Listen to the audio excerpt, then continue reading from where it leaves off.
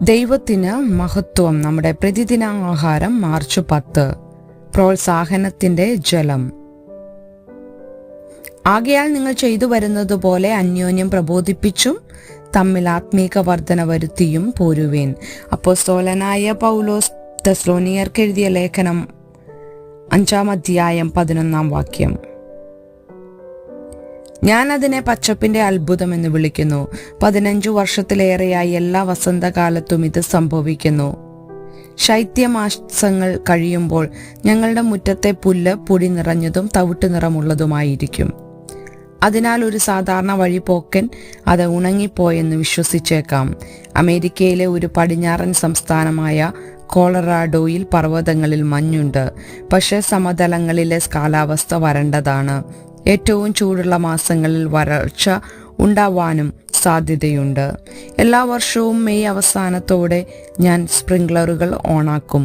വലിയ അളവിലുള്ള വെള്ളമല്ല, മറിച്ച് ചെറുതും സ്ഥിരവുമായ നനവ്. ഏകദേശം 2 ആഴ്ചയ്ക്കുള്ളിൽ ഉണങ്ങിയതും തവിട്ട് നിറമുള്ളതുമായ പുല്ല് സമൃദ്ധവും പച്ച നിറമുള്ളതുമായി മാറുന്നു. ആ പച്ചപ്പിന്റെ പ്രോത്സാഹനം എത്ര വിലയേറിയതാണെന്ന് ഞാൻ ഓർക്കുന്നു. ചിലപ്പോഴൊക്കെ നമ്മുടെ ജീവിതവും വിശ്വാസവും ആ നിർജീവമായ പുല്ലിനെ പോലെയാകാം. എന്നാൽ സ്ഥിരമായ പ്രോത്സാഹനത്തിന് നമ്മുടെ ഹൃദയങ്ങളോടും മനസ്സുകളോടും ആത്മാവുകളോടും എന്ത് ചെയ്യാൻ കഴിയുമെന്നത് അതിശയകരമാണ്. തെസ്സലോനിയർക്കുള്ള പൗലോസിന്റെ ആദ്യ ലേഖനം ഈ സത്യം ഊന്നി പറയുന്നു. ജനങ്ങൾ ആശങ്കയോടും ഭയത്തോടും മല്ലിടുകയായിരുന്നു.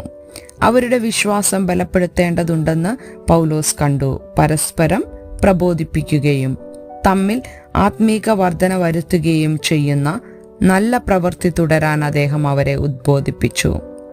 അത്തരം നവോന്മേഷം ഇല്ലെങ്കിൽ അവരുടെ വിശ്വാസം ഉണങ്ങുമെന്ന് അദ്ദേഹത്തിന് അറിയാമായിരുന്നു. പൗലോസ് ഇത് നേരിട്ട് അനുഭവിച്ചിട്ടുണ്ട്. കാരണം അതേ തെസ്സലോനിക്ക വിശ്വാസികൾ അദ്ദേഹത്തെ പ്രോത്സാഹിപ്പിക്കുകയും കെട്ടിപ്പിടിക്കുകയും ചെയ്തിരുന്നു. നിങ്ങൾക്കും എനിക്കും ഇതുപോലെ അവസരമുണ്ട്, പ്രോത്സാഹിപ്പിക്കുവാൻ, പരസ്പരം വളരാനും പൂവിടാനും സഹായിക്കുവാൻ. ചിന്തിക്കുക, നിങ്ങൾക്ക് ലഭിച്ച ഏറ്റവും പുതിയ പ്രോത്സാഹനം എന്താണ്? ഇന്നോ ഈ ആഴ്ചയോ ആരുടെ ഹൃദയത്തെ നനയ്ക്കാൻ നിങ്ങൾക്ക് കഴിയും? ദൈവത്തിന് മഹത്വം.